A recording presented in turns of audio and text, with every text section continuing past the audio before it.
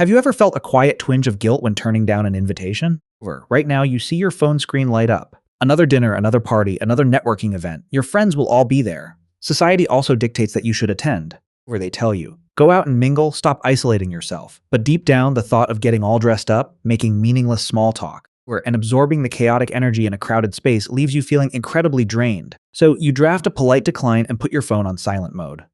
And when the surrounding space goes quiet, a strange yet profound sense of peace washes over you. If you are someone who truly enjoys being alone, you have likely been slapped with various labels: antisocial, aloof, an introvert, or even considered a bit weird. You might have also found yourself wondering, is there something wrong with me?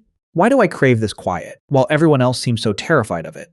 If you are asking yourself that, then let me explain this to you. There is absolutely nothing wrong with you at all. We are living in a world that puts too much emphasis on noise.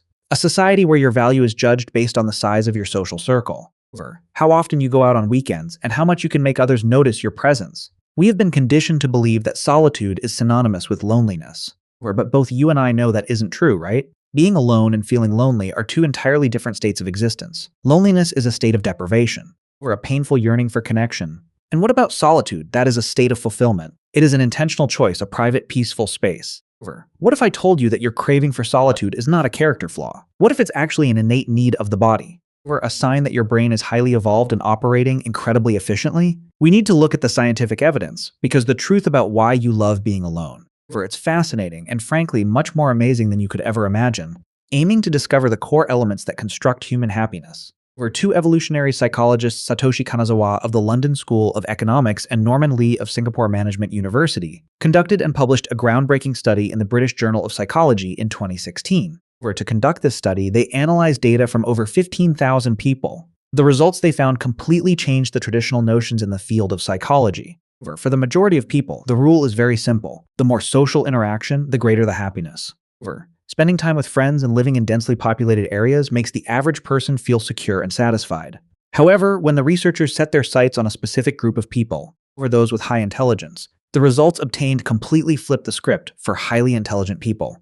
Getting caught up in too much social interaction is precisely what erodes their inner sense of happiness. So why is that? Two psychological researchers, Kanazawa and Lee, proposed a theory called the Savanna Theory of Happiness. Let's go back millions of years in time amidst the pristine and vast savannas of Africa. To withstand the harshness of nature, our ancestors were forced to rely on each other in small tribes bound by blood ties. Being isolated meant death, so connection and communication were the only lifelines. To ensure this cohesion, the human brain evolved to release dopamine whenever we connected with others. This is an ingeniously designed biological mechanism to reinforce and maintain the belief. Only when we stick together are we truly safe. Most people today still operate on this primitive neural mechanism. Their brains still think they are living on the savannah of the past, they need continuous reassurance from the community to feel safe and happy. However, humanity is still on an endless journey of evolution. From an evolutionary perspective, the core of intelligence is the brain's flexibility to survive in environments beyond the natural framework, thereby solving problems that never existed before. If you are highly intelligent, your brain has evolved past the primitive need for constant validation from the community. Your subconscious realizes that we no longer have to run away from predators on the savannah. Therefore, your brain no longer views belonging to a group of people as a prerequisite for survival. Your brain operates incredibly efficiently. It knows how to conserve energy. It understands that unnecessary social interactions, meaningless small talk, forced smiles, and the mental effort to adapt to group dynamics are all things that consume a vast amount of your cognitive resources when you crave solitude. You are not being antisocial. It is simply your profound brain looking for a way to conserve energy. It is speaking up. We have more important things to ponder. This bit of noise we really don't need. Think about how you feel after a long day mingling in a crowd. It is a feeling of utter exhaustion, as if your inner energy has been completely drained. That fatigue extends beyond physical boundaries to creep into the very depths of your mind. That is because your brain has been working nonstop, silently observing every minute facial expression, striving to wear a socially acceptable persona, and exhaustingly filtering out the noise amidst the chaos out there. When you retreat to your own quiet space, you are not hiding from the world, you are recalibrating your own state. This leads us to another amazing mechanism in the human brain, known as the default mode network, abbreviated as DMN. Discovered by neuroscientist Marcus Raichle in the early 2000s, the DMN is a large, highly interconnected system in the brain that only activates when you stop focusing on the outside world. When you are answering emails, driving in traffic, or talking to someone at a party, the DMN system is temporarily suspended. At that time, you are in task execution mode. But when the busyness stops behind closed doors, When you are relaxing with a cup of tea, gazing into the endless void, and letting your mind take flight and soar far away, where that is when the DMN system operates powerfully like a brightly shining galaxy. The DMN is the very source that stores core perceptions of the self, and at the same time it is the driving force behind creative thinking, intuition, and the capacity for self-reflection. When switching to default mode, where the brain is not resting at all, on the contrary, it is operating at a high intensity. Its primary function at this time is to distill and string together the countless fragmented pieces of information gathered throughout the day into a cohesive system. Through this process, the brain discovers the correlations between events and shapes logical meaning from the chaotic information around us. This is why the best ideas usually come to you while you are in the shower, or when taking a walk alone without bringing your phone. This is also why after a weekend completely alone, you suddenly gain crystal clear insight into a problem that you previously could not solve. Studies from scientific institutions consistently point out that regularly activating the DMN system through actively choosing solitude and quiet reflection is directly linked to greater cognitive flexibility and the ability to solve problems more creatively. For those who are constantly exposed to crowds and high-intensity forms of entertainment, the activation process of the DMN system is inhibited, when the brain has to continuously expend energy to process and react to external stimuli. It will no longer have the capacity to carry out the process of self-reflection and exploring the inner world. But you are different. Your instincts tell you that the mind needs such empty spaces. You crave quiet not because your inner world is empty, but quite the opposite, because it is so rich, diverse, and vibrant that you need the quiet to listen to and feel the things within it. In 2018, the scientific community marked an important milestone with a groundbreaking study by Dr. Thu-V Nguyen in the Personality and Social Psychology Bulletin. As an experimental psychologist specializing in the science of motivation, she and her colleagues at the University of Rochester delved deep into exploring the impact of solitude on emotional states. Through this, they shed light on a revolutionary mechanism in the human mind, the deactivation effect. Think about what happens when you are in an environment with many people around.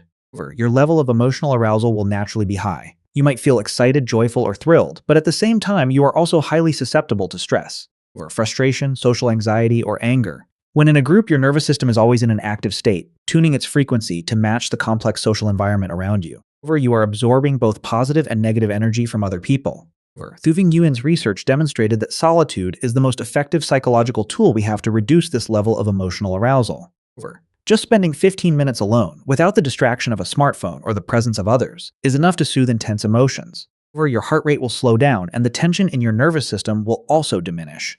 Sometimes, detaching yourself from the bustling world is the best therapy to soothe your emotions. The urge to withdraw after a long day is not an escape, but rather the mind signaling that it's time for a quiet pause to cool down. Choosing tranquility does not make you aloof. It is simply how you show responsibility and gentleness towards your own inner world. Even so, sometimes the world around you makes you feel disheartened and self-reproachful.